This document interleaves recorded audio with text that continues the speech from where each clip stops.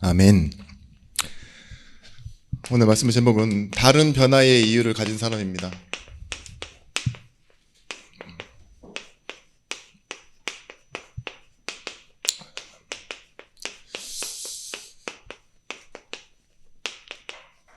로마서 12장 1절에서부터 3절의 말씀.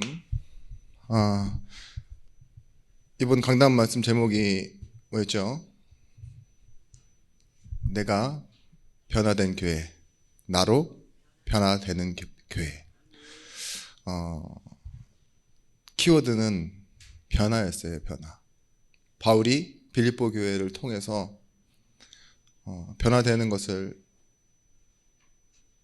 알게 되었고, 또한 이 바울로 인해서 뭐예요? 결국은 빌립보 교회가 또다시 변화를 받게 되죠.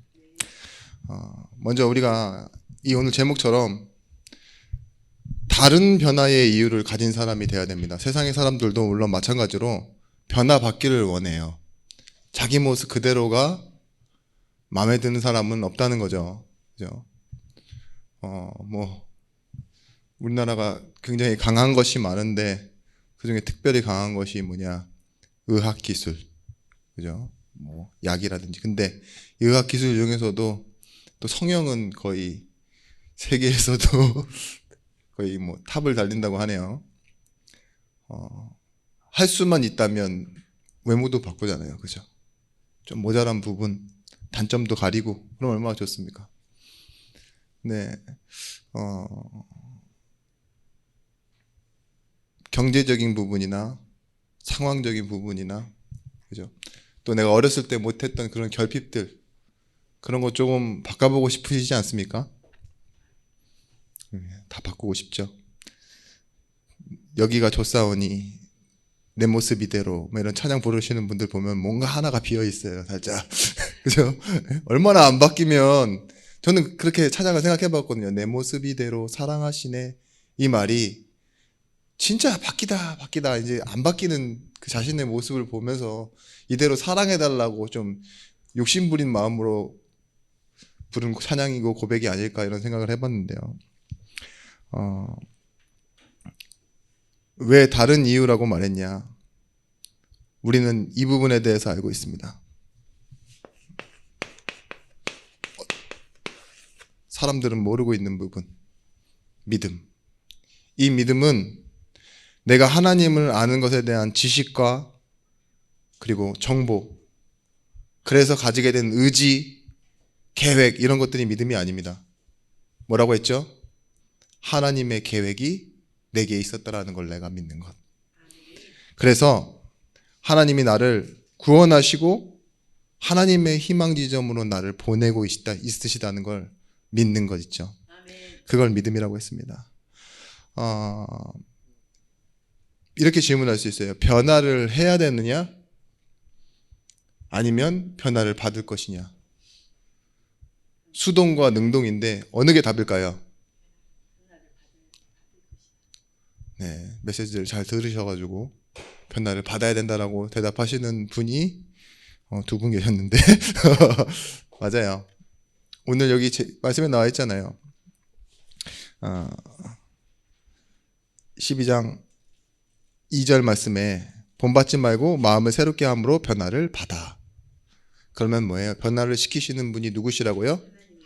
하나님이십니다. 우리가 먼저 생각해야 될 게, 변화해야 되는 이유와 필요는 무엇입니까? 내가 원하는 모습으로가 아닙니다. 믿음과 연결되어져 있는 거예요. 하나님은 나에게 먼저 이걸 원하고 계신 거예요. 회복. 원래 상태로의 나. 인간의 원래의 모습이 어떻습니까? 하나님이 창조하신 것이 나잖아요. 그런데 이 하나님이 창조하신 하나님의 형상대로 창조되어진 우리가 뭘 놓쳤어요? 하나님의 언약을 놓쳤어요. 그래서 당한 문제가 뭐냐? 다른 문제가 아닌 영의 존재이기 때문에 영적 문제를 당합니다. 근데 이 두 가지를 합쳐놓은 내용을 우리의 삶, 운명이라고 해요. 원래 인간 플러스 영적 문제. 이 안에서 운명이 나오는 겁니다. 이 운명 안에 사람의 정신 문제, 종교 문제, 후대 문제, 내세 문제 다 걸려 있는 거예요. 이 문제를 빼고 보이는 걸로만 우리가 인생을 살려고 하면 당연히 우리 인생에는 답이 없습니다. 그래서 왜 인간은 행복이 없는가? 여기에 대한 답을 창세기 3장에 하나님을 떠난 인간. 그래서 하나님과 함께하지 못하는 그 문제가 뭐예요? 나무가 뿌리 뽑힌 것처럼, 물고기가 물 밖을 나온 것처럼, 새가 공중을 날지 못하는 것처럼 근본적으로 문제고 영적인 문제라고요. 아이가 엄마 품을 떠났어요. 그게 문제예요. 그런 것처럼 하나님 떠나 있는 그 문제가 운명에 놓인 상태. 그런 우리를 하나님께서 어떻게 해결하셨냐? 로마서 8장 2절 말씀. 죄와 사망의 법에서 생명의 성령의 법으로 해결하셨대요. 구원 어떻게 받는 것이냐? 사람들은 자기가 선한 일에서 구원받는다라고 착각을 해요. 그리고 구원이 끝이라고 착각을 해요. 아닙니다. 구원은 합의를 보는 겁니다. 내가 죄를 안 졌다 그렇게 할 수가 없어요. 되돌릴 수 없는 거예요. 죄를 진 건 진 거예요. 살인을 했는데 이 사람을 다시 부활시키지 못하는 이상 내가 죄 없다 할 수 없어요. 그죠? 그런 것처럼 우리는 분명한 죄인이 맞는데 합의를 보면 어떻게 돼요? 그 죄는 죄가 없어지는 거예요. 근데 그 하나님이 합의점을 어디서 찾으셨냐? 너의 죄를 내가 대신 해결한다. 대신 짊어진다. 그게 뭐였죠? 십자가야. 십자가가 하나님의 합의점이었어요. 대신에 그냥 막 지나가는 똥개 한 마리 잡아놓고 대신 말이 됩니까? 안 되죠. 내 아들, 독자 아들을 네 생명을 대신해서 동등된 인격이라고 합니다. 인격이라고 하니까 인권을 생각하시는데 그게 아니라 지정의가 인격이 아닙니다. 하나님이 우리의 위치에 내려오시고 우리의 위치에서도 또 죄인 되셔서 뭐예요? 하나님이 말씀을 따라가셔서 결국 이뤄내신 생명의 성령의 법, 살리는 법이 뭐였습니까? 바로 구원이었습니다.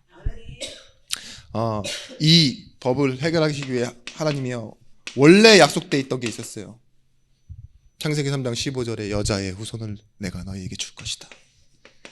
이 말을 이해 못했죠. 여자의 후손이란 말. 우리의 모든 시작은 다 아담의 후손입니다. 아담의 피를 따라 이렇게 왔는데요.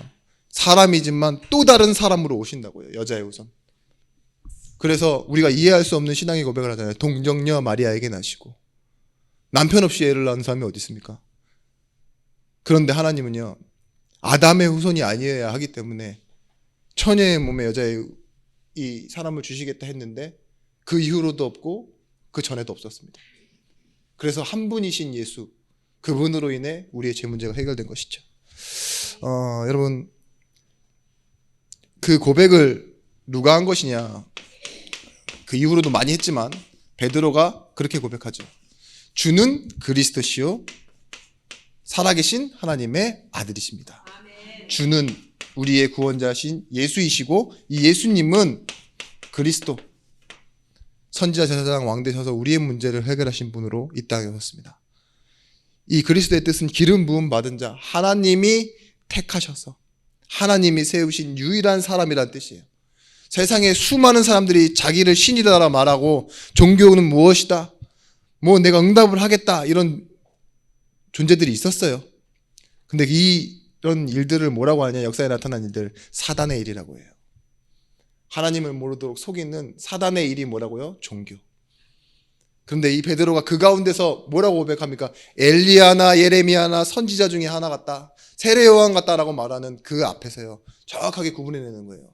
주는 그리스도시요 살아계신 하나님의 아들이십니다. 아멘. 이 고백을 하는 이때에 우리 인생의 변화가 일어납니다. 그게 뭐냐? 그리스도와의 연합, 하나님과의 연합이 일어나는 거예요. 다시 함께. 이게 회복이에요. 구원받은 상태는 정확하게 뭐냐? 다시 하나님과 함께하게 된 상태.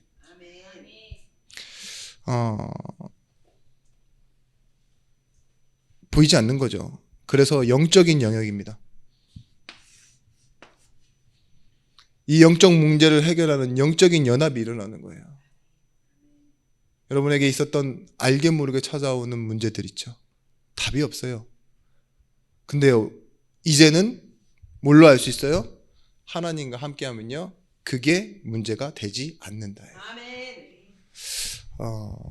여러분, 두 번째, 언제 시작되는가? 이 변화는 지금 이미 시작됐습니다. 구원받은 여러분들에게는. 근데 실제적인 변화, 우리가 아는 변화는 우리도 느끼고 하나님이 원하시는 그 변화는 언제 시작되어지느냐? 반드시 이때만 일어납니다. 복음의 말씀을 들을 때. 구원받은 하나님의 자녀는요, 변할 수 있는 자격을 가졌어요. 영접하는 자, 곧 그 이름을 믿는 자들에게 하나님의 자녀가 되는 권세를 주셨으니, 이미 회복했기 때문에 이 회복된 하나님의 자녀가요, 하나님의 말씀을 들으면 살아난다니까요. 뿌리 뽑힌 나무는 어떻게 됐습니까? 빛을 보고 비를 맞으면 무럭무럭 자라나는 게 아닙니다. 썩어가지. 근데 뭐예요? 이 영적인 영역의 변화가 온 사람은요, 뭐예요? 다시 신벼졌어요. 시냇가에 심은 나무처럼. 그럼 어떻게 된다고요? 시절을 쫓아 열매를 맺게 되는 거예요. 마찬가지로 복음의 말씀을 듣습니다. 근데 왜 말씀 듣는데 내가 변하냐? 난 안 좋은 상황뿐이고 안 좋은 조건뿐인데 변할 수 있어요? 변해요. 왜 변합니까? 창조주 하나님의 말씀. 세상에 빛이 있으라니까 빛이 있었고 모든 것을 말씀으로 창조하신 그 하나님이 말씀하시는데 내가 안 변할 수 있습니까? 그렇죠? 이걸 보고 불가항력적인 은혜라고 합니다. 내가 막을 수 없는 것. 조건으로 받은 것이 아니라는 것. 그래서 무조건적인 은혜라고 하죠. 오늘 이런 것처럼 이 변화를 가지고 조나단 에드워드라는 되게 유명한 목사님이 이 변화를 이렇게 표현했어요. 릴리즈 어펙션이라고. 하나님이 사랑이 내게 다가올 때 나타나는 순수한 반응이 변화래요. 그죠? 우리 권사님이 생선을 튀기다가 몰래 손을 기름창 이렇게 통 위에 올렸어요. 이렇게 튀겨지는 그 생선 위로. 그럼 무슨 생각이 드시죠? 아, 따뜻하다. 그쵸? 순수한 반응. 이렇게 되잖아요. 어떻게? 찬물에다가 막 하고 막 이 오만 인상을 다 쓰시겠죠. 내가 죽노라 막 이러진 않잖아요. 그죠? 그런 평정심이 없어요. 순수한 반응이에요. 말씀이 다가올 때 있죠. 하나님의 자녀는 당연히 이 말씀 때문에 살아나고 믿어지고 회복되어집니다. 왜냐? 말씀이 살아있기 때문에 그래요. 이 말씀은 곧 하나님이시기 때문에. 그래서요, 이제는 이 복음의 말씀을 하나님이 주시는데 그냥 마구잡이로 막 우리가 찾아서 먹도록 하시는 게 아니라 이 가운데 있습니다. 하나님의 계획. 그리고 나를 전혀 배려하지 않으시는 하나님이 아니에요. 나를 너무도 잘 아시는 하나님이요. 내 삶 속에 말씀을 주시는 거예요. 나에게 맞는 말씀을 주신다고 믿어야 돼요. 그게 뭐냐? 첫 번째, 교회를 믿는 믿음입니다. 이 교회로 나를 부르시고 구원받은 내가 인생을 살아가는 가운데 문제도 있고 여러 가지가 있지만 나에게 원하시는 계획이 있구나. 이거를 삶으로 가져갈 때 우리는 드디어 변화가 필요한 이유와 변화의 시작을 알게 되는 것입니다. 여러분, 다윗이 그렇게 고백합니다. 분명히 자기는 어려움에 처해 있고 뭔가 답답한 일을 많이 만나는 상황 속에서 시편을 그렇게 썼어요. 여호와가 나의 목자 되시기 때문에 나는 부족함이 없습니다. 왜냐? 내 상황이 이렇게 사망의 음침한 골짜기로 돌아다녀서 해받는 걸 두려워해야 될 상황인데 하나님의 계획이 나를 이끌어가고 계시 않습니다. 그 계획은 나와 전혀 상관없이 세상의 역사를 중심으로 일어나는 게 아니라 아주 지극히 개인적으로 내 삶에 나의 아버지 되시고 나의 목자 되셔서 나를 이끌어가고 계시지 않습니까? 라고 질문하는 것이죠. 그러면 우리가 모르던 변화를 시작하는데 여러분들이 모르던 변화라고 해서 진짜 계속 모르고 있으면 안 돼요. 절대 흔들리면 안 되는 사실이 있습니다. 그것이 어떤 것이냐? 영적 영역의 변화예요.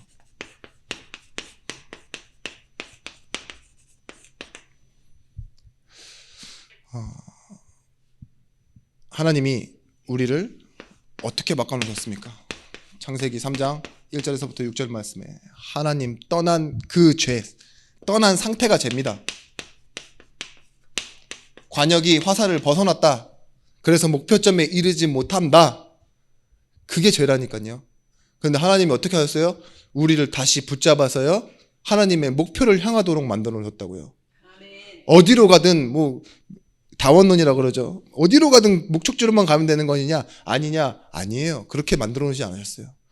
하나님은 하나님이 원하시는 그 길로 우리를 향하도록 만들어 놓으셨어요. 그래서 요한복음 14장 6절 말씀에 내가 곧 그 길이요 진리요 생명이니 나로 말미암지 않고는 아버지께로 올 자가 없느니라 했어요. 다른 길은 없습니다. 오직이지. 완전히 방향을 바꿔 놓으신 거예요.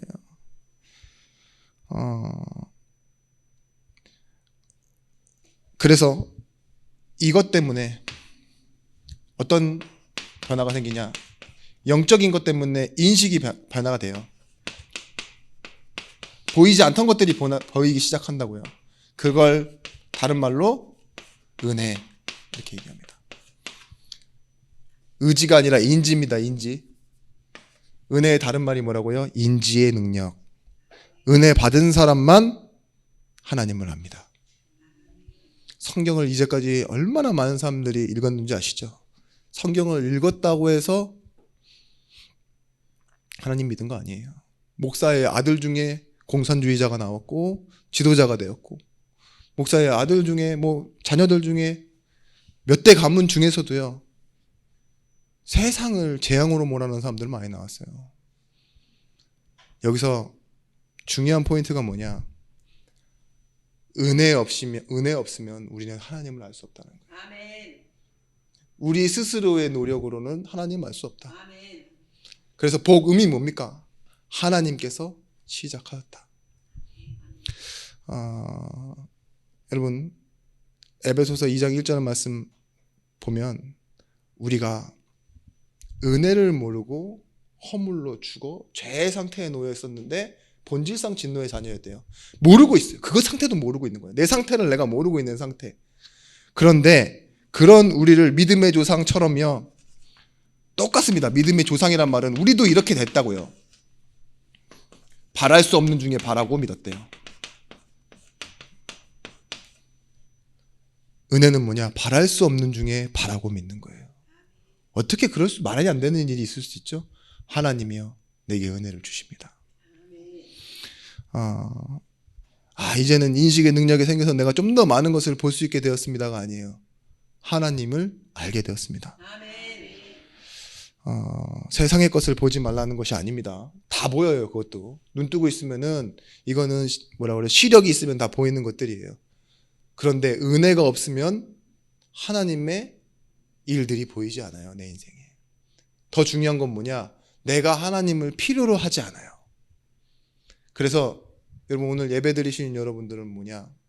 말씀 가운데 하나님이 이렇게 일하시는 것이 맞다면 나에게 오늘 하나님의 은혜가 필요합니다 라고 구하시는 여러분들이 되었으면 좋겠어요. 아멘. 은혜, 어떤 말이냐? 다른 말로 내가 바랄 수 없고 구할 수 없고 기대할 수 없었는데 하나님은 나에게 구원 주셨다는 거예요. 은혜의 반대말은 뭐냐? 그래서 보상이고 거래예요. 내가 가진 것, 내가 한 만큼 바꾸자, 이거 아닙니까? 세상의 논리는 다 뭐예요? 이 은혜에 반대되는 논리로 살아요. 근데 뭐예요? 은혜라는 것은 내 안에서 생성될 수 없고 내가 바랄 수 없는 거라고요. 내게 있으면 구하지 않는 것들이 은혜예요. 무엇이 보이냐? 이것 때문에 고린도후서 5장 17절 말씀에 보라 이래요. 뭘 보냐? 이전 것은 지나갔으니까 보라 새 것이 되었도다. 마태복음 13장 44절 말씀에 보는 것으로 인해서 인생 바뀐 사람이 나와요. 그게 뭐냐? 밭에 감추인 보화를 발견한 자. 봤더니만 뭐가 바뀌었어요? 인생 전체를 보는 시야가 바뀌었어요. 아이고, 눈 달렸으면 누구나 밭에 감추인 보화는 볼 수 있어요. 근데 뭐예요? 그 보화를 발견한 그 사람의 눈이요, 뭐가 됐냐? 자기 있는 것 전부를 갖다 팔 애지중지 싸고 있었던 거 다 갖다 팔고 뭐하죠? 그 밭을 사잖아요. 그 보화를 자기 거라고 소유할 걸 주장하기 위해. 그런 거예요. 우리가 그렇습니다. 은혜를 받으면요, 인생에 무엇이 바뀌냐? 우선순위가 바뀌어요. 거리감이 바뀐다고요. 거리감. 산 위에 올라가서 보세요. 그럼 뭐예요? 아파트든 판자촌이든 뭐예요? 다 점으로 보인다니까요. 우리가 가까이 있으면 뭐예요? 문제가 엄청 커 보인다니까요.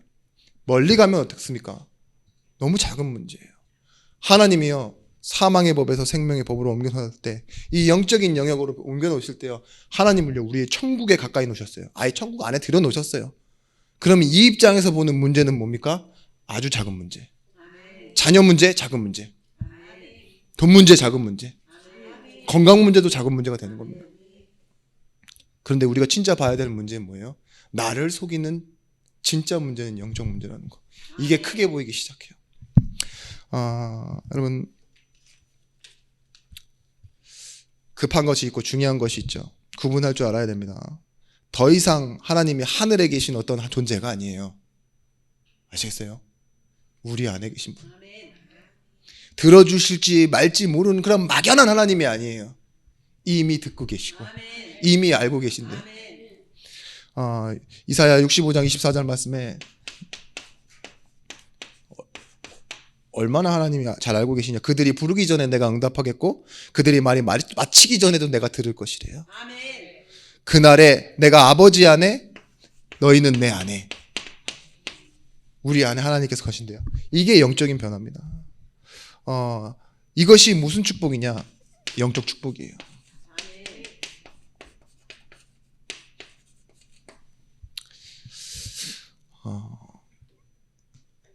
모세가 뭘 봤느냐? 나는 안 된다라는 걸 계속 보고 있었잖아요. 난 노인이라서 안 되고 말도 못하고 뭐도 안 됩니다. 그런 그가 하나님의 은혜 속으로 들어가고 하나님의 말씀 받으니까요, 하나님 하시는구나 알았어요. 근데 홍해 가운데서 뭐예요?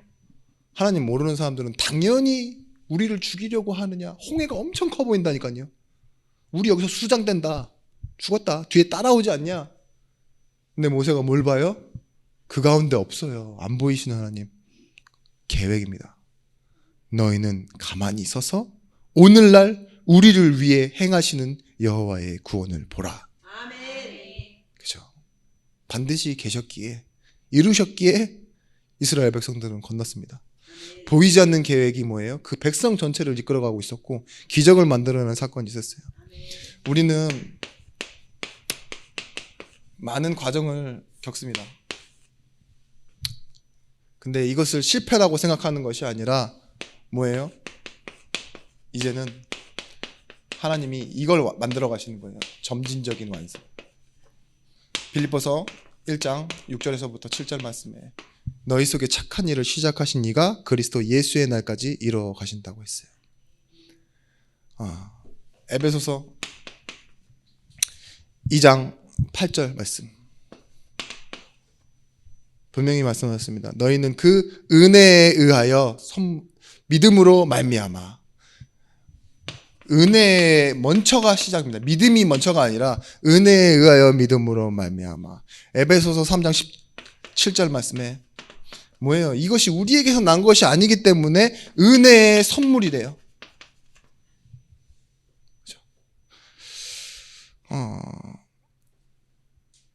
우리는 상황과 사람에 따라 변하는 그런 조건적인 변화를 말하는 것이 아닙니다.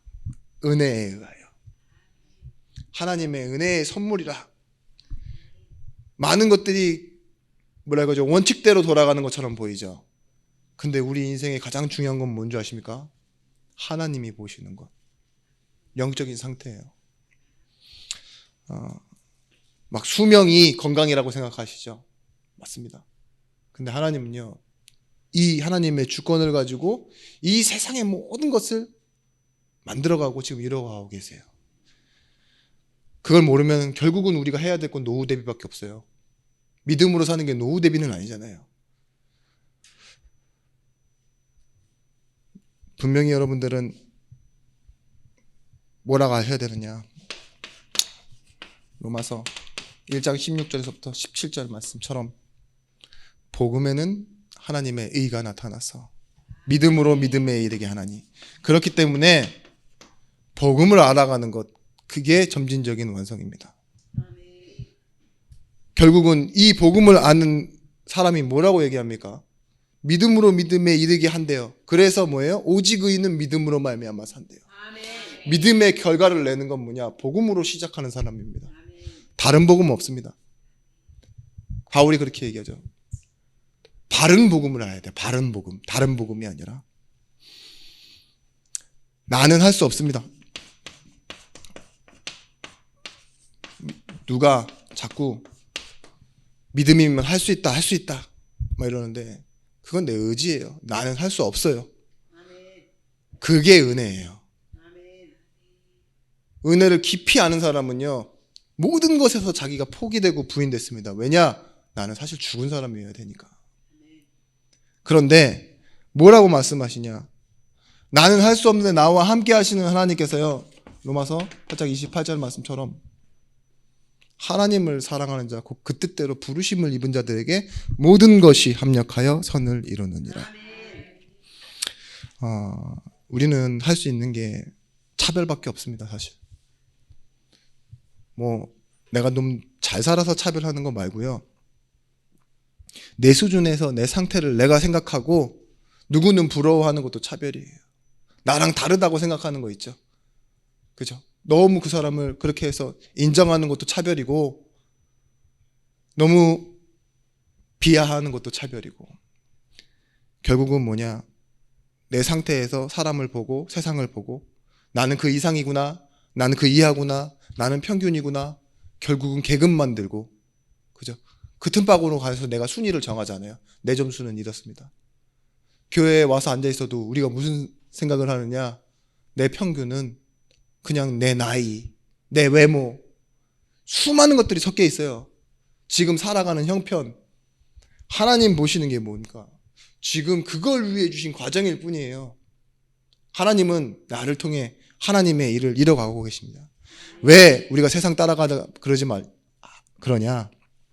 세상 따라서는 세상을 살릴 수가 없어요. 세상에는 답이 없기 때문입니다. 지금도 우리가 알고 있어야 돼요. 왜 내가 할 수 없느냐? 지금 분명히 역사하고 있는 사단, 우리를 처음 하나님 떠나게 만들었던 그 창세기에 나와 있던 사단이 지금 뭘로 역사하고 있다고 성경에 나와 있어요? 악한 영의 존재로, 공중권세 잡은 자로, 권세자들 뒤에서, 종교 뒤에서 뭐예요? 지금 사람의 운명을 가지고 논다고 말하고 있어요. 여러분, 우리가 생각해야 될 건 다른 것이 아니에요.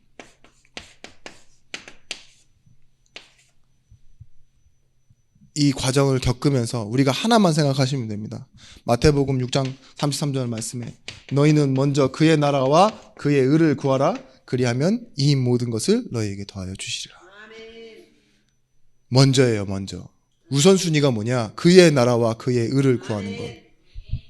그렇게 할 때 뭐가 바뀝니까? 모든 것은요, 그냥 중요하지 않은 것들이 돼요. 무시하고 지나갈 수 있는 멋이 된다니까요. 근데 거기에만 집착하면 우리가 어떻게 되겠습니까? 과정은 과정으로 봐야 됩니다. 생각을 많이 한다고 해서 생각이 변하지 않죠. 그런데 우선순위를 바꾼다는 건요, 굉장히 중요한 힘이 생깁니다. 그게 뭐냐? 가치관. 생각을 많이 해서 생각 변하지 않아요. 쌓이지. 그죠?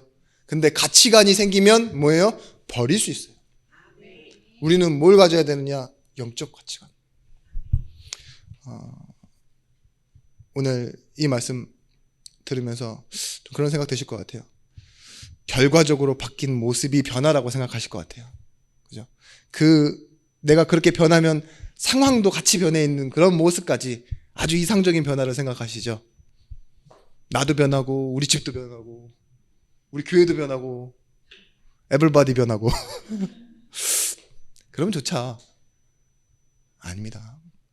그건 우리가 생각하는 결과고요. 하나님이 원하시는 변화는 여러분들이 하나님을 아는 거예요. 그 회복 지점을 원해요. 그때부터 이 모든 것들은 시작되었고 이미 나 이전에 하나님의 앞선 계획 때문에 모든 것이 이루어져 있음을 알게 될 겁니다. 변화의 목적지가 어디냐? 오늘 12장 2절 보세요. 너희는 이 세대를 본받지 말고 마음을 새롭게 함으로. 그러니까 첫 번째가 뭐예요? 변화의 시작은 이 세대를 본받지 마라. 그리고 뭐예요? 마음을 새롭게 해라. 근데 이 마음을 새롭게 해라가 원문에는 리뉴얼 마인드예요. 리뉴얼 마인드. 생각을 바꿔라 해요. 가치관을 바꿔라 이 소리죠. 그래서 뭐 하면 되느냐? 변화를 받는 거래요. 가치관이 변하는데 변화를 받잖아요. 그리고 뭐예요? 하나님의 선하시고 기뻐하시고 온전하신 뜻이 무엇인지 분별하도록 하더라. 결국은 뭐가 되느냐? 변화의 목적지는 분별하는 거예요. 뭐가 바뀌는 게 변화냐? 분별력이 바뀌는 게 결과예요. 사람이 바뀌잖아요. 바뀐 증거로 있죠. 잠깐 처근할 수 있죠. 근데 진짜 변화된 사람은요, 뭐가 생기느냐? 그걸 나누는 기준이 달라져 있는 게 변화예요. 바울이 뭐가 달라졌습니까? 상황은 계속 비슷해요. 전도여행 가나 교회나 만나는 사람이나 다 비슷하다고요. 근데 엄청난 변화가 생겼어요. 그것이 뭐냐? 사람을 대하는 것, 하나님의 계획을 따라가는 것, 완전히 바뀌어 있습니다. 우리가 분별력에서 뭘 분별해야 되느냐? 다른 것이 필요한 게 아니에요. 오직이잖아요. 근데 이 오직하는 것은 존재적이고 절대적이어야 합니다. 존재적이란 말은 뭐냐? 내가 누구인지예요. 내가 누구로서? 하나님의 자녀로서. 내가 하나님의 성도로서 구하는 것, 그게 참 필요한 거예요. 내가 존재론적인 걸 나를 잃어버리면요, 상황에 필요한 걸 찾는다니까요. 옆 사람이 가진 게 갖고 싶지. 절대적인 건 뭐냐? 하나님이 주시는 거잖아요. 상황에 의해서, 조건에 의해서 생겨지고 발생되어지는 것 말고 하나님만 할 수 있는 것, 그게 지금 내게 필요한 것이다라고 분별되어지는 거예요. 그 변화가 여러분에게 있을 때 그때 뭐라고 하느냐? 비로소 나를 전도자라고 말합니다. 다른 말로 할게요. 이 내용을 쉽게 얘기하면 나 적어놓고요. 나는 그리스도가 필요한 사람입니다. 나는 예수 믿는 사람입니다. 말할 수 있는 게 뭐예요? 참 필요로 하는 사람. 여러분, 다른 말로 뭐예요? 나는 오늘 하나님의 말씀을 따라가는 예배자입니다. 나는 돈이나 의식주를 가지고 살아가는 것이 아니라 하나님의 계획과 말씀을 따라가는 전도자입니다. 이게 분별력을 가지고 살아가는 사람이에요. 여러분, 그런 사람에게는요, 나는 예배하고요, 하나님은 응답하시는 게 보여요. 나의 일은 뭐냐? 예배하는 것이고 하나님의 일은 응답하시는 거예요. 다른 데에 힘쓰지 않습니다. 그래서 우리가 진짜 응답받는 방법이 뭐라고요? 나의 일을 하는 거예요. 나의 일은 다른 게 아닙니다. 열심히 일하고 착하고 증명하는 것이 아니라 예배하는 거예요. 근데 하나님이 하시는 일은 뭐예요? 그 말씀을 이루어 성취하시고 내게 응답 주시는 거잖아요.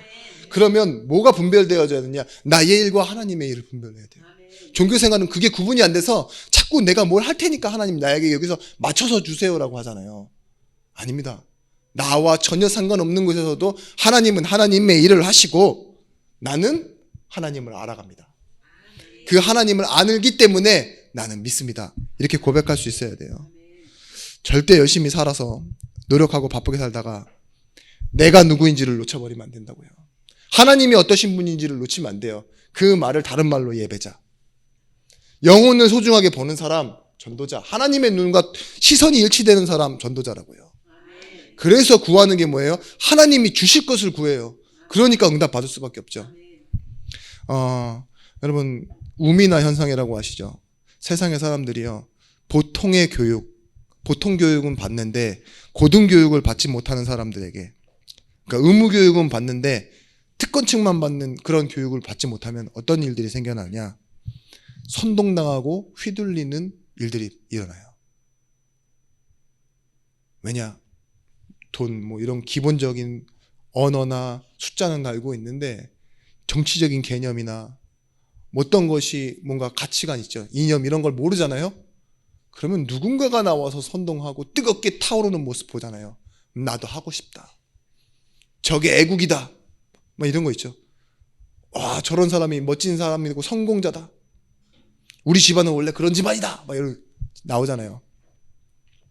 나쁜 건 아니지만 근데 그걸 보고 우민화라고 하는데 종교 안에서도 일어납니다. 교회가 어느 정도 직분과 자격을 주고 교회라는 것을 틀을 줬는데 개인의 신앙이 자라지 않고 정말 하나님이 원하시는 신학이 심겨지지 않으면 어떤 일들이 일어나느냐? 어떠한 카리스마나 신비주의, 이단 있죠? 여러 경로로 마음대로 자유자재로 빠져들고 선택해서 가는 거예요. 뭐 없이? 분별력 없이. 그게 문제라니까요. 힘이 없이 그냥 빨려 들어가요. 자기 인생에 살아왔던 대로, 자기 인생의 약점대로 강하게 끄는 쪽으로 끌려간다고요. 교회 안에서도 그런 우민화 현상이 일어나고 있습니다. 여러분, 그런데 우리에게 하나님 주신 것은 뭐냐? 이 예배로 응답받고 전도를 통해서 현장 가는 게 아니에요. 현장 찾는 거예요. 현장에 서는 것입니다. 내가 전도자, 이 현장을 살리려고 전도자로. 어떤 후배 목사님이랑 이렇게 얘기를 하는데 설교 준비가 너무 힘들다고. 근데 예전부터 많이 힘들어하던 목사님이라 꼭 그러신 분 있어요. 너무 여러분들 오해하실 필요 없고 목사라고 다 말 잘하는 거 아니고 성경에 대해서 많이 아는 것도 아니거든요. 행정적인 일만 해야 될 때도 있고 교제 중심으로 성도님들 계속 돌아가면서 교제 알려주고 이러다 보니까 성경 읽을 시간이 없어서 제가 뭐 몇 마디 했는데 아무것도 몰라요.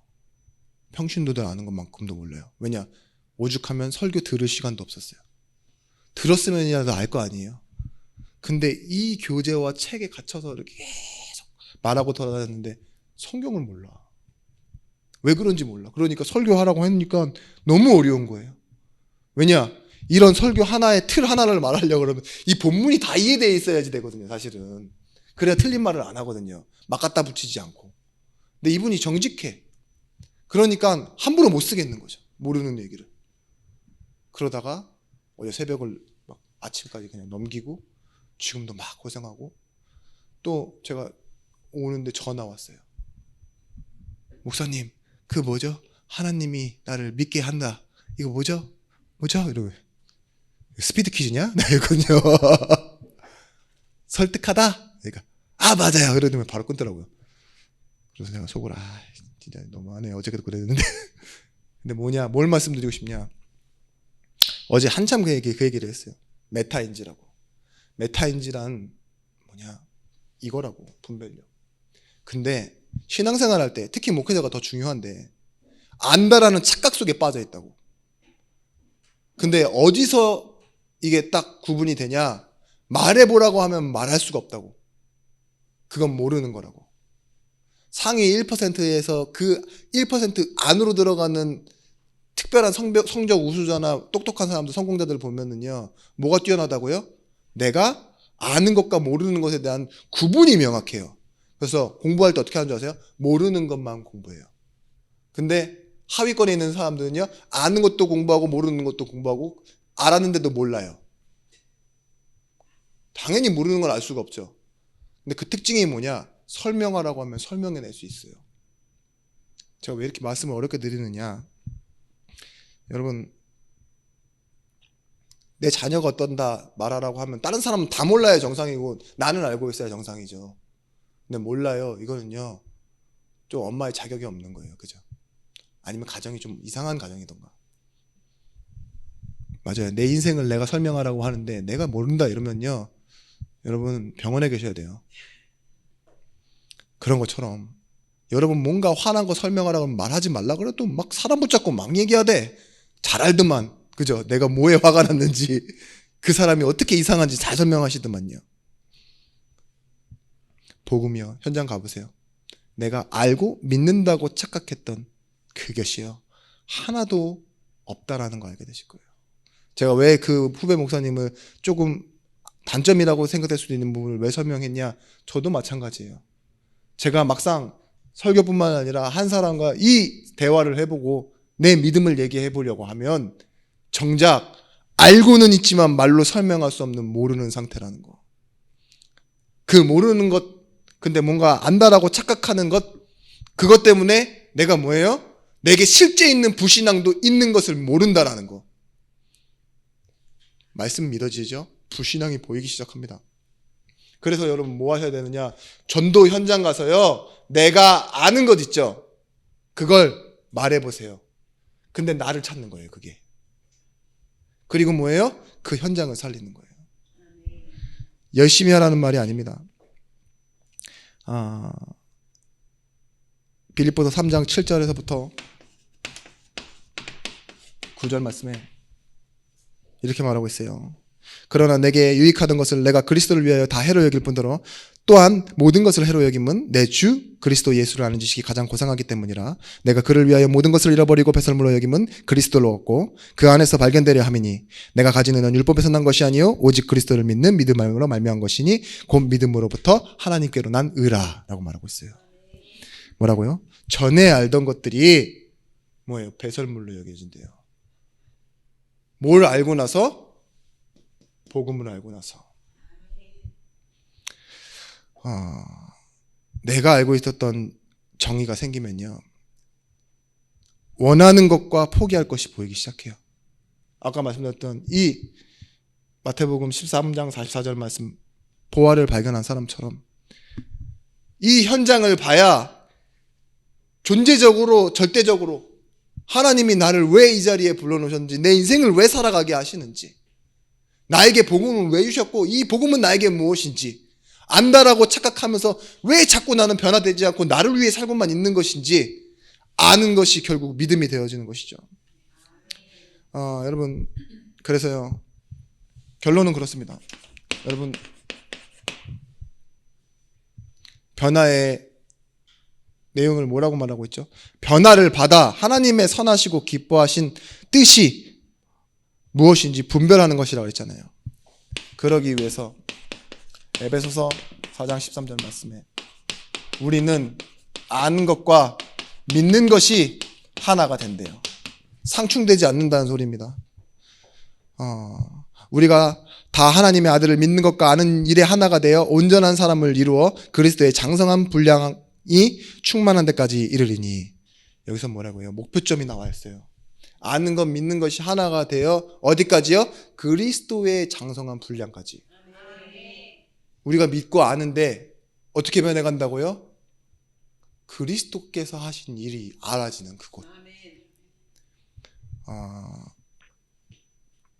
온전하다는 말에 전제가 있어요. 나뉘어진 상태를 온전하다 그래요. 그죠? 근데 온전한 상태, 온전하지가 않네, 이런 말을 왜 해요? 사과가 한입 베어 물어져 있거나, 그죠? 그런 거 있잖아요. 뭐 망가져 있거나 그런 걸 보고 온전하지 않다 그러는데, 원어로도 그렇습니다. 근데 하나님은요, 우리를요 온전하게 하신 이인 예수를 바라보자라고 했어요. 부족한 부분을 채워 완성시켜 놓는다니까요. 하나님이 변화를 우리에게 어떻게 주시느냐? 우리의 연약한 부분을 그리스도로 채우세요. 온전하게 만들어 가시는 겁니다. 에베소서 4장 15절 말씀에 오직 사랑 안에서 참된 것을 하여 범사에 그에게까지 자랄지라. 그는 머리니 곧 그리스도라.